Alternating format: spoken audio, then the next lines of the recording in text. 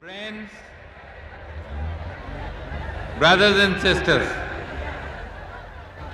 I must first apologize to you for arriving so late amongst you. But all day, the welcome that I got in Kerala, then in Karnataka, was such that there was no way that we could keep to the schedule. I thank you for your welcome, and I thank you for waiting so long, especially considering it's the middle of the night. Today, India is facing a difficult situation. The forces that are concentrated on India are such that we have not seen since independence. We have to today see how we can face them. These are the forces that are responsible for Indiraji's assassination. Their attempt was to destabilize and disintegrate India. But these forces, the hand behind them, did not know India, does not know India, does not know the people of India. They do not know how strong the foundation is that has been laid by Gandhiji, Panditji and Indiraji. India cannot break because of an assassin's bullets. India is strong. India can face up to any pressures that the major powers or anybody else might put on us. India will remain united. We will remain one.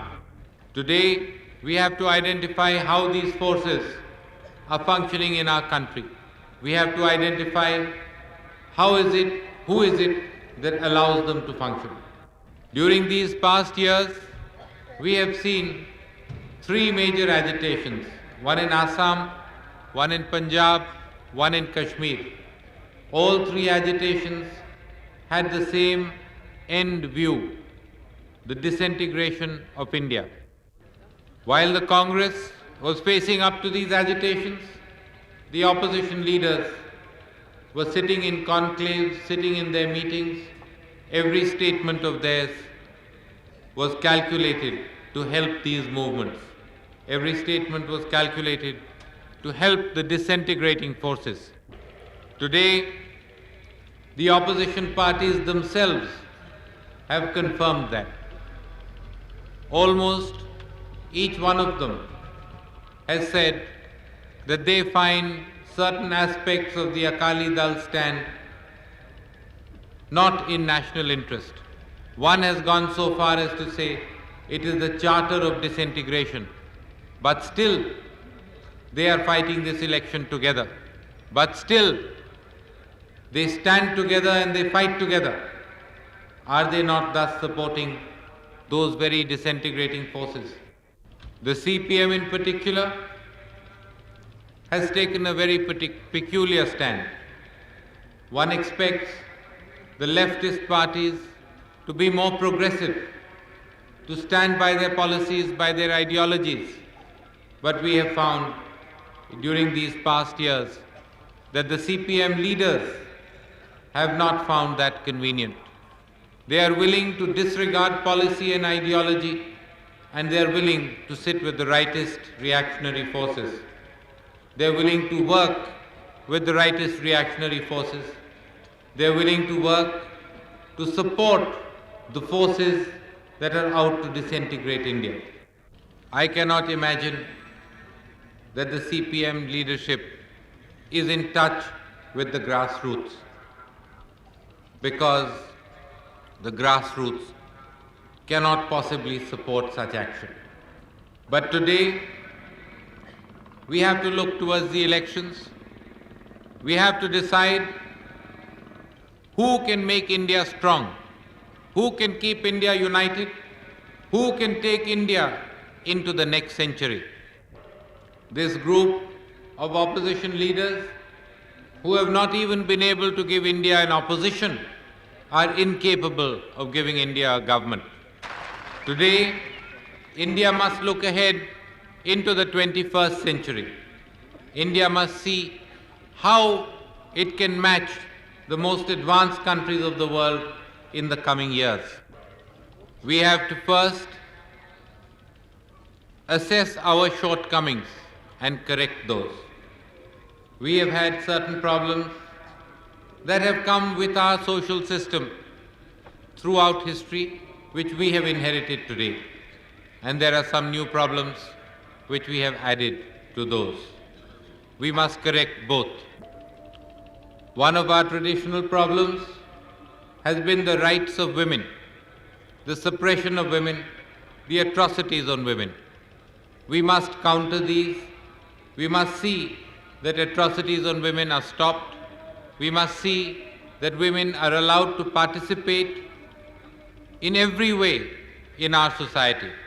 Similarly, we have to see that Harijans are absorbed into the mainstream of our society. It is not enough to just give them economic fulfillment. We have to give that as well as bring them into the mainstream of society. We have to see that all the traditional points of strife are finished.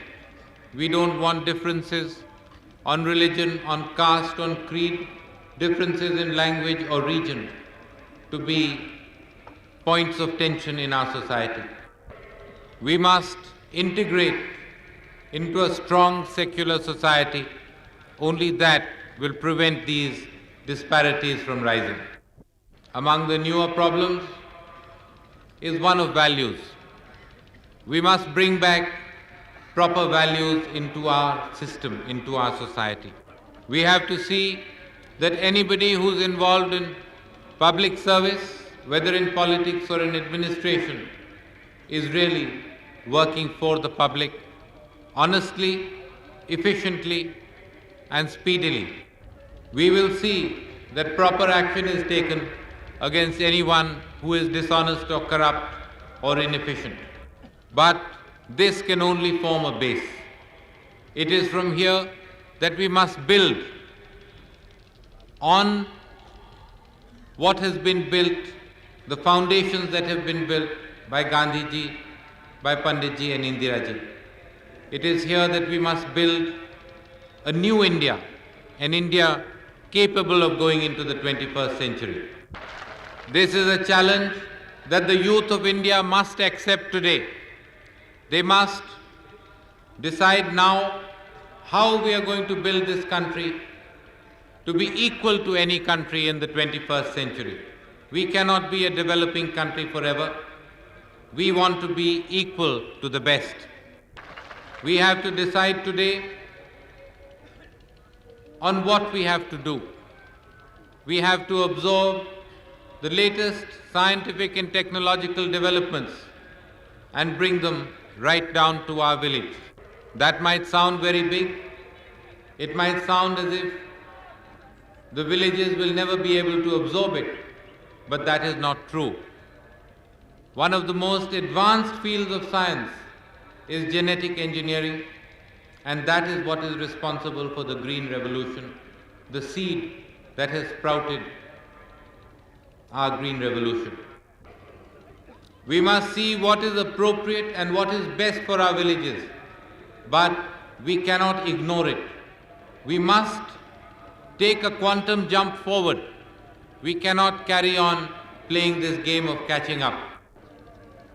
Today you have to decide how you are going to do this. You have a choice. On the one side, you have the Congress, which gives you a united, integrated India, a strong India, an India with a vision for the future. On the other side, you have a conglomerate of opposition leaders who have failed in everything they have attempted. They give you only darkness and disintegration. In this election, you have to vote for our candidate, Rama Rai. On the 24th, you must all vote for the hand. You know our symbol. Show me how many people are going to vote for the hand. I have only one more question. I see many of the ladies had raised both their hands. Only one vote per person, please. But in the other hand, you must take everybody in the household. See, nobody is left behind. 100% votes must be polled on the 24th. This election must be treated like your election. You must all come out and vote, and you must vote for India, a strong, united India, and for India's future.